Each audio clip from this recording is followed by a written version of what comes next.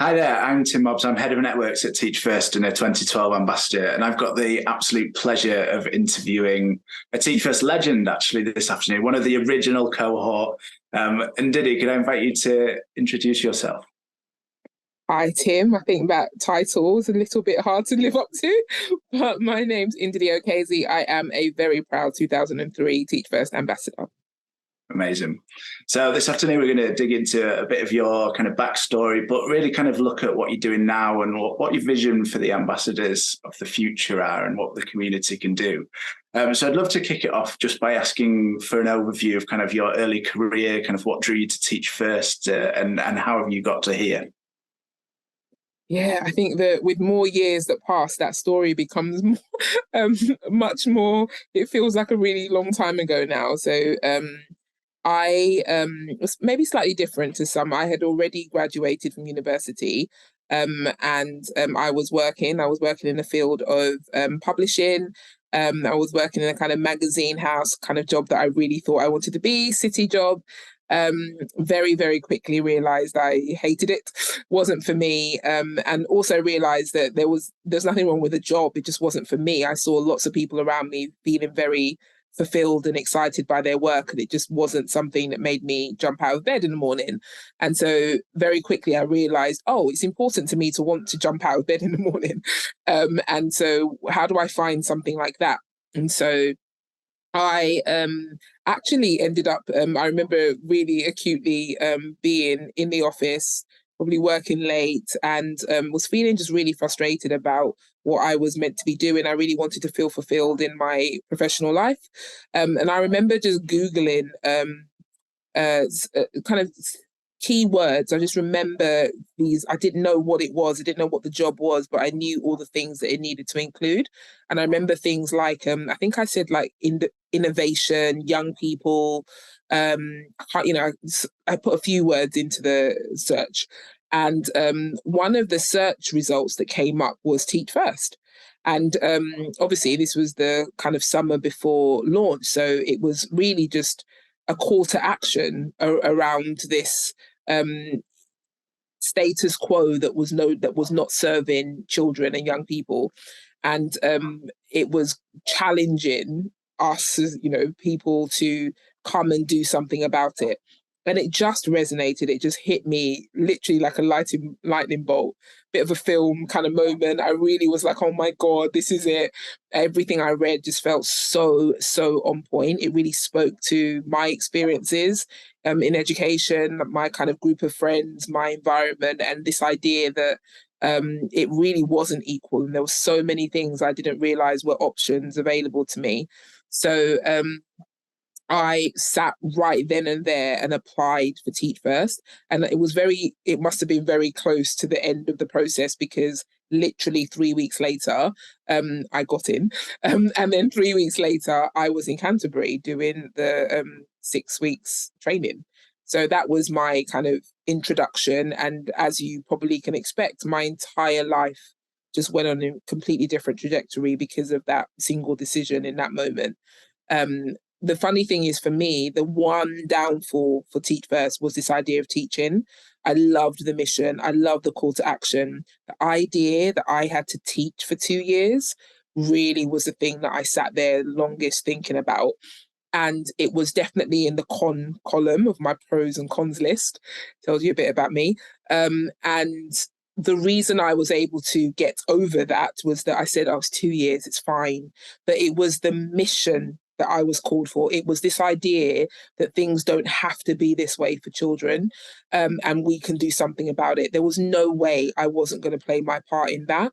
And so I would suck it up to to be a teacher for 2 years if it meant that I could make that kind of impact on a group of young people, groups of young people. Little did I know that I would absolutely fall in love with teaching. You couldn't have told me that. There was no world in which I would have believed that. But I did, and very, very quickly as well. And 2 years turned into 10 years.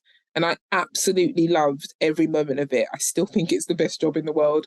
And because it's just the most humbling job as well, just being able to be that person, or, and to be able to be that kind of significant voice in a young person's life at these really important moments is just the most humbling experience I think you can have. And so I really loved it.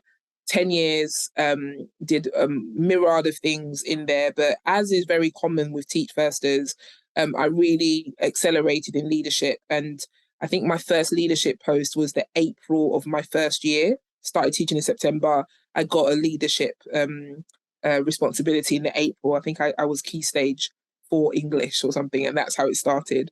And so I spent 3 years in my placement school, and then moved to another school. My placement school was the Business Academy in Bexley. Amazing experience. I think I remember, was it Tony Blair or Gordon Brown?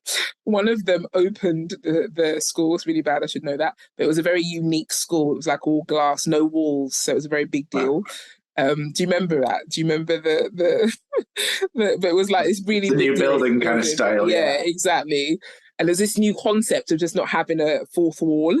So it's just all open plan. Nightmare, didn't work.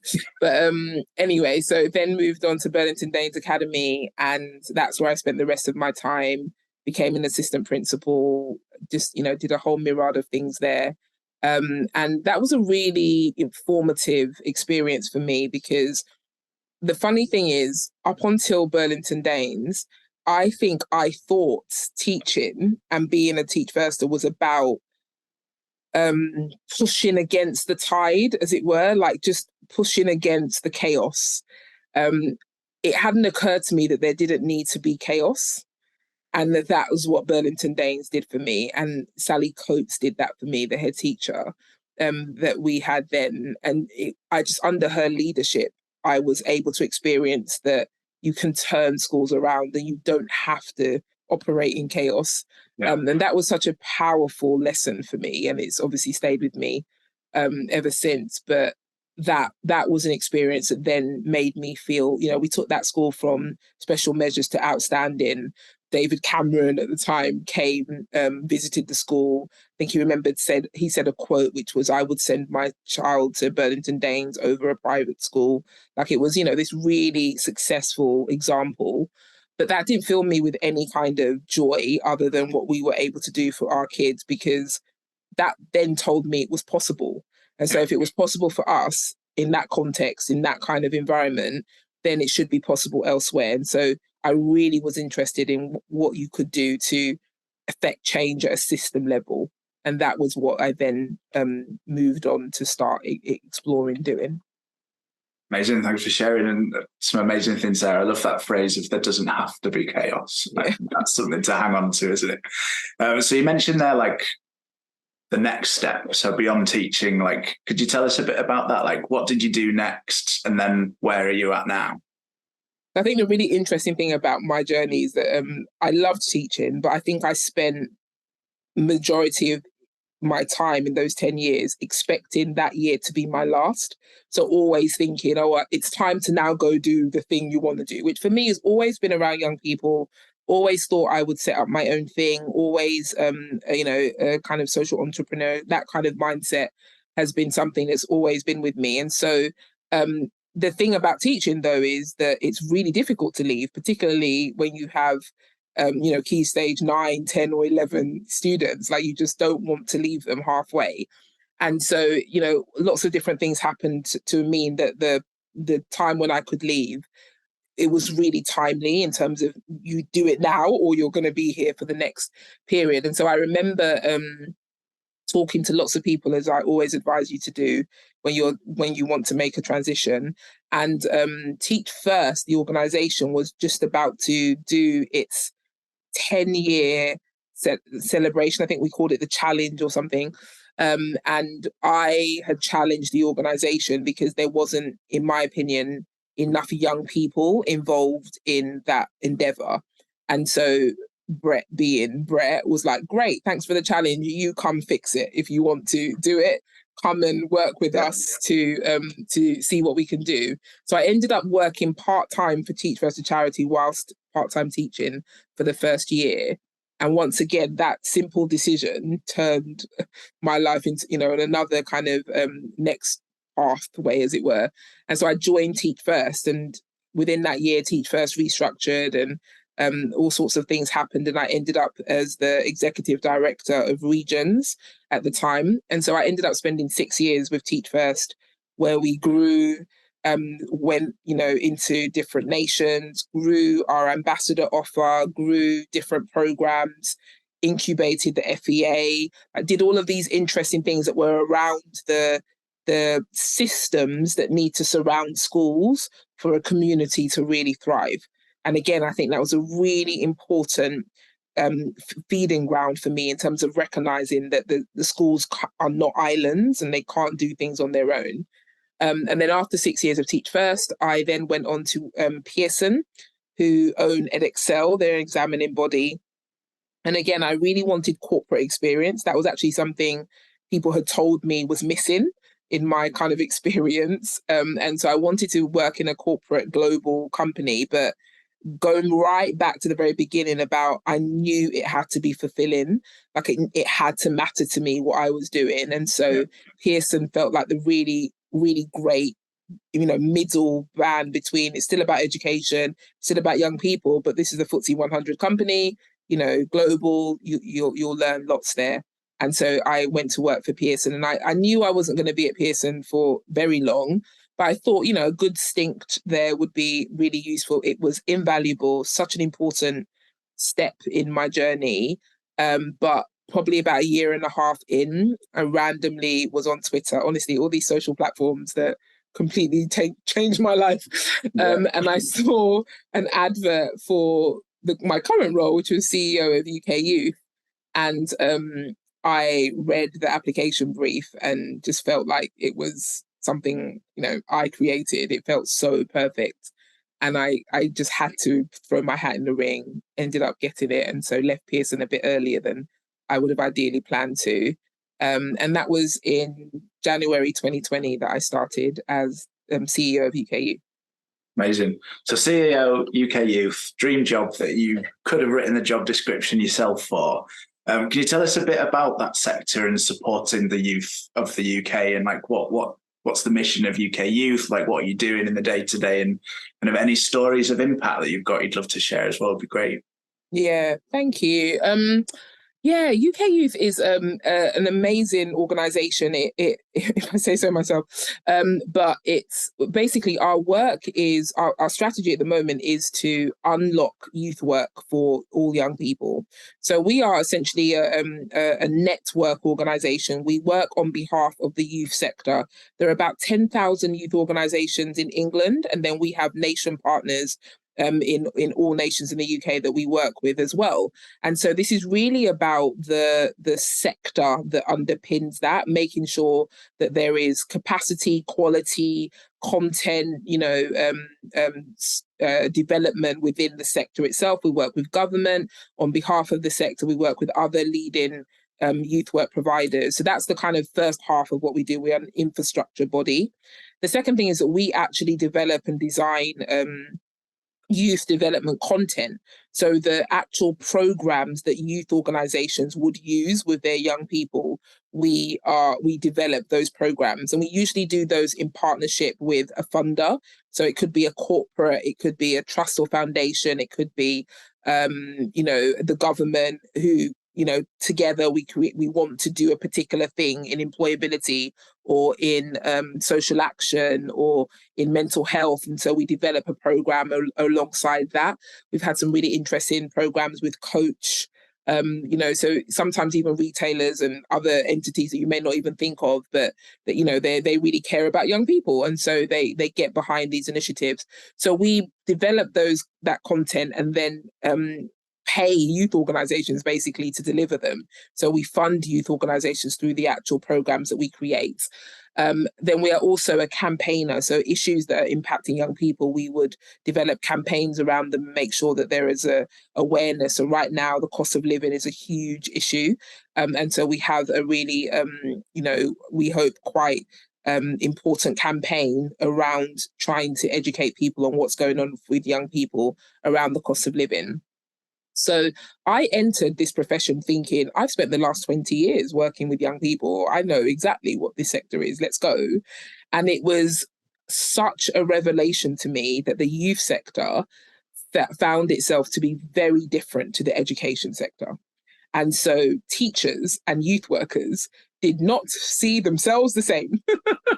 And I say that because it seemed really ridiculous to me that there was such a distinction. Like I was seen as an outsider coming into the youth sector.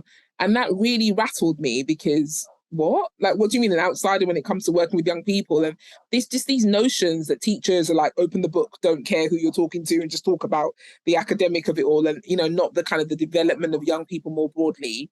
And so that was a really important year for me to actually just recognize how much disconnect exists between all of these professions that work with young people.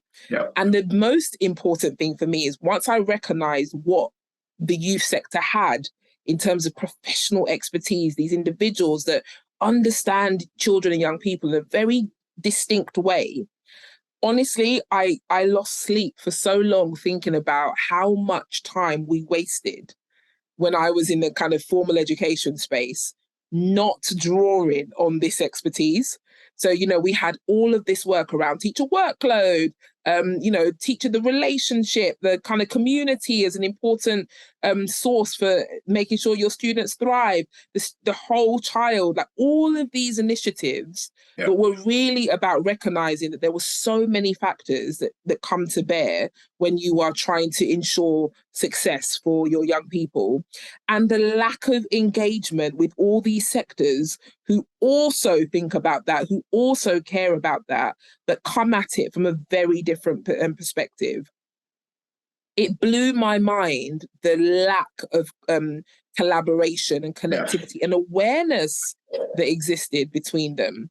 And so very quickly, that became a core focus for us at UK Youth. So we have 3 objectives that we're working on in terms of our strategy. We want to unlock youth work in service of all young people. To do that, we think there are 3 barriers that we need to address. The first is the lack of sustainable investment into youth work. Teachers and schools think they have funding issues. We've got no idea, right? We are literally losing youth services, youth clubs.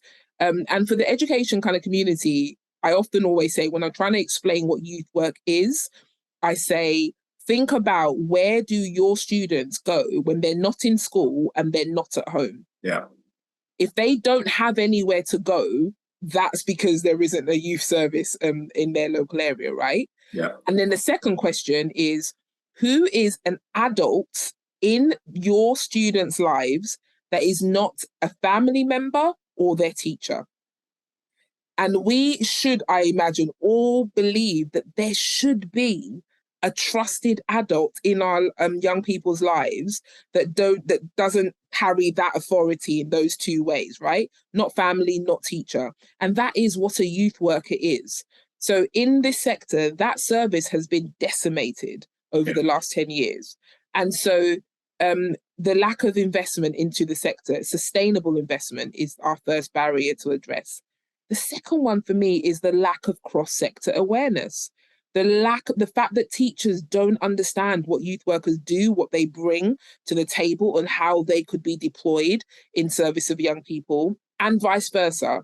The amount of rooms I've been in where people have like completely disregarded and, spoken in the most harshest terms about the education system, about teachers, about schools. And I obviously can't be in that environment because I have to be like, excuse me, what? You can't say that. You can't paint all of these people in the same brush. You're talking about me. You can't tell me I didn't care about my students as people. So there's so much of a lack of understanding that I think is really causing harm. That's just those 2 sectors. We haven't spoken about social care. We haven't talked about mental health and healthcare, criminal justice, community. All of these sectors that contribute a piece of the jigsaw of a young person's life are currently so fragmented that it's up to the young person to put their jigsaw together. And I think we could do far more to help them navigate all of these different services and agencies. So that's the second priority for us. And then the third one is limited opportunities to embed effective solutions. So there's so much money going out trying to solve problems, trying to think about how to address particular issues. There are solutions that exist, but they're not able to be spread or scaled. They're not able to be embedded in different contexts. And so that for me is something that I think is also an issue, that we're actually still all trying to reinvent the wheel in lots of places where solutions exist, and we could be deploying them in a much more scalable way. So those are the three things that UK Youth is focused on addressing, and we're very intentional on working in partnership with people to do that. Great, thanks, Ndidi. Just those three things. It's amazing. By 2025, Tim. 2025. So then after that, the next three, we'll sort it. Amazing. So hearing that, there's a very common theme, like youth, putting youth at the centre, coming to Teach First because you didn't see enough young people represented. That I see on your social media, like I do follow you, like I avidly follow LinkedIn and things like that. Like, and I'm always like astonished by the amount of young people there and like the amazing things you're doing with them, which is, it's just great. And then I'm really interested kind of with that hat on and thinking about that, like, so you finished Teach First, became an ambassador. So what does being a Teach First ambassador mean to you? Like, is there any examples of that community that's kind of supported you in this work? Like, I'm sure there will be, but I'd love to hear a bit about that. Yeah, I think this is where maybe the kind of the different paths ways show up, because being an ambassador is the reason I joined Teach First.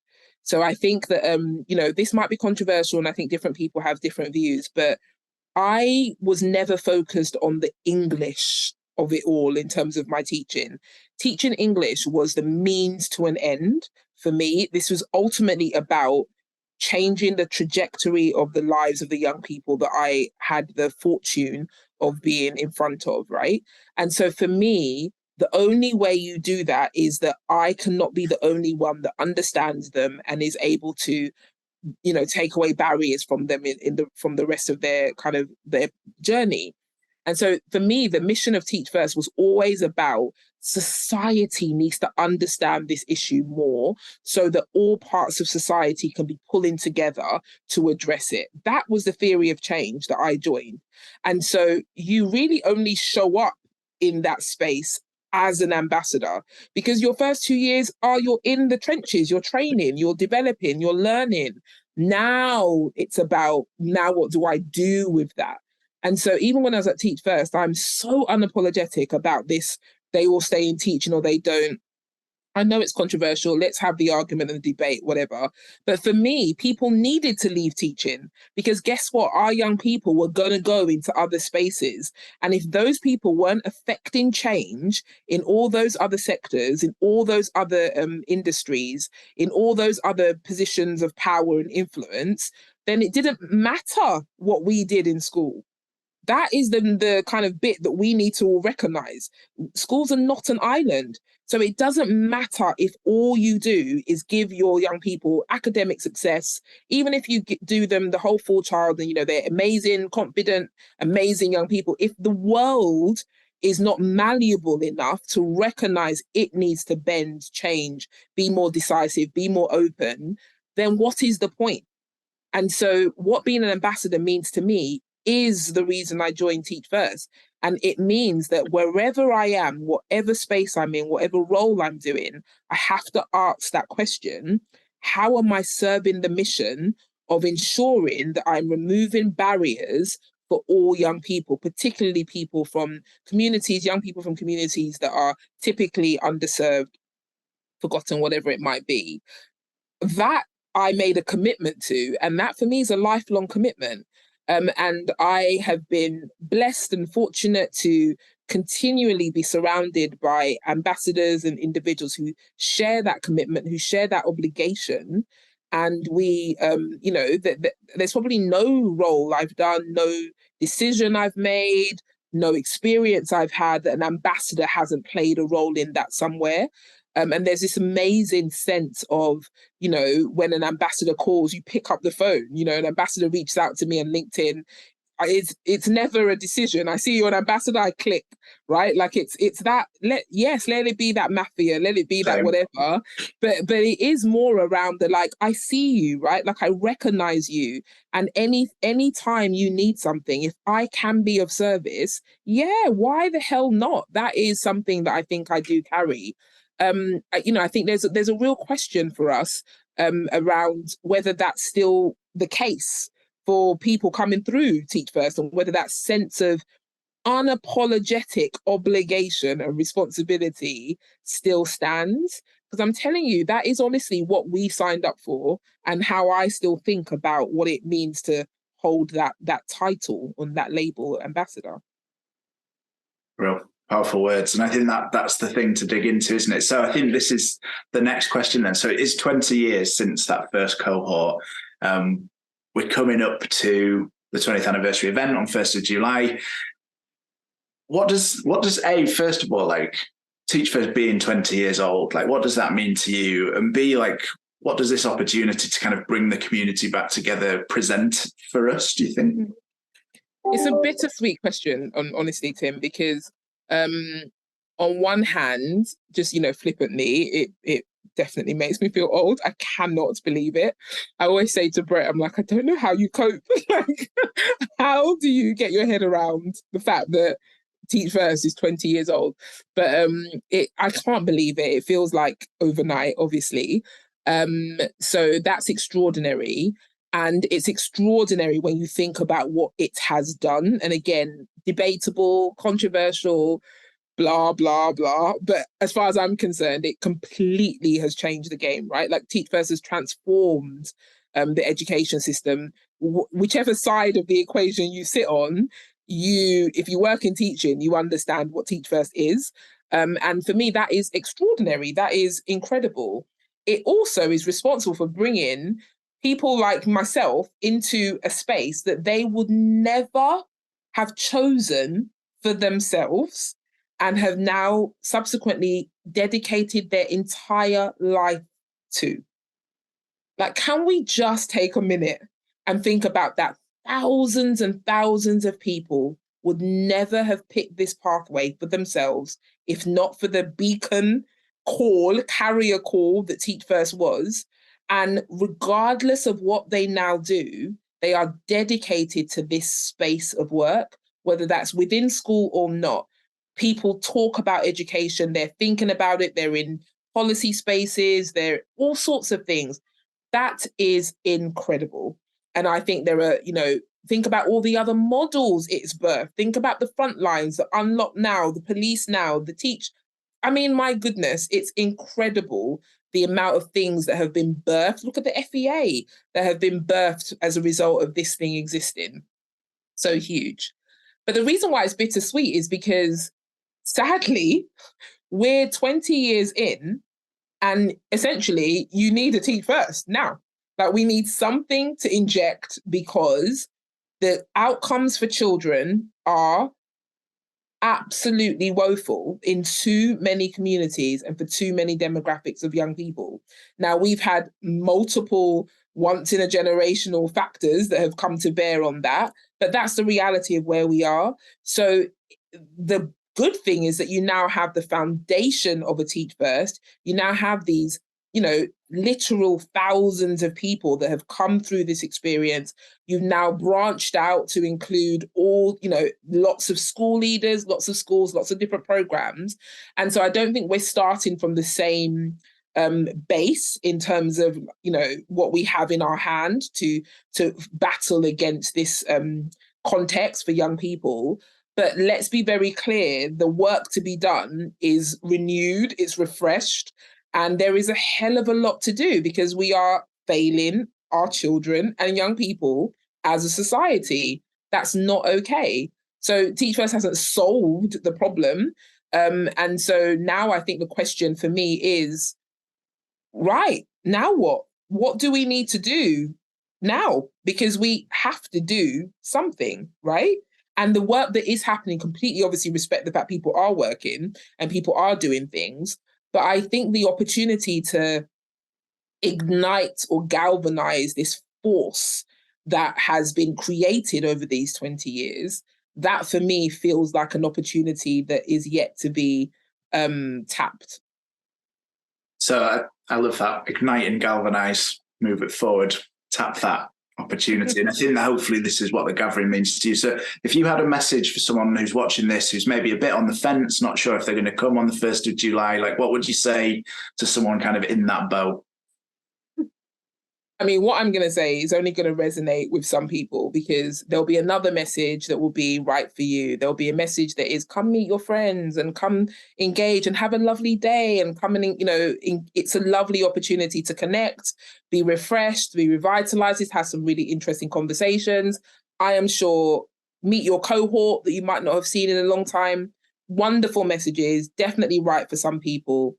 Watch another video. The people that I'm talking to, this is my call to action to you. We, in so many ways, may have been dormant in the work that we've been doing. You may have been head down, getting on with what you're doing in your particular space. This is my call to action to say it's time for us to reconvene and answer the question of what are we going to do to ensure that we turn things around for young people living in the UK today. And that is something, an opportunity that we're not alone in this quest. We have this entire force for good that is the ambassador community and beyond. So don't sit at home. Come along. Let's figure that out. Let's lean into the difficulty. Let's lean into the uncomfortableness of it. Let's lean into the complexity of it. And let's make the commitment to say, we as a community are going to answer the question of what it is, what do we need to do now at this juncture for the next phase of this work? What does the ambassador community need to look like, need to do, and need to deliver to ensure that we leave a legacy for our children's children that is far different to what they would have currently? And there's a message. I don't think we should watch a different video. I think we should watch this video and put that everywhere. I think it's for different message. People, Tim. Like, I honestly think it's fine. I really do accept that. It took me a long time to accept that like it's not for everybody. And particularly you might be in a phase in your life where you just can't engage with that. I get it. That's fine. But what I won't do is I won't stop speaking to those who might be the message that they need, because maybe they don't recognize there are people calling for that. So there are people calling on you. And if that's you and you are responding to that, or something is igniting in you, something is stirring in you that I don't know the answer. Let me just be clear. We're not saying we have the answer, come do this thing. What we're saying is that we're committed to asking the question and identifying the answer. That's not for everybody, but it is for some people. So for those people, come on, let's go. Love it. And I think that's a message kind of to end this on. Like that's amazing. And so Ndidi is hosting a session at the gathering. It's in the afternoon in the policy tent. Hopefully it will be kind of more fiery debate with lots of people from the ambassador community putting out into the world kind of what they think needs to happen next in the policy world to really make the changes that we've talked about on this call. So do come along to that. Come and find Ndidi and others throughout the day. Join the networking session in the middle, and we'd love to see you there. Ndidi, thank you so much. Thanks you. Thanks so much, Tim. See you on the 1st. Yeah. Bye. Bye. See you all there.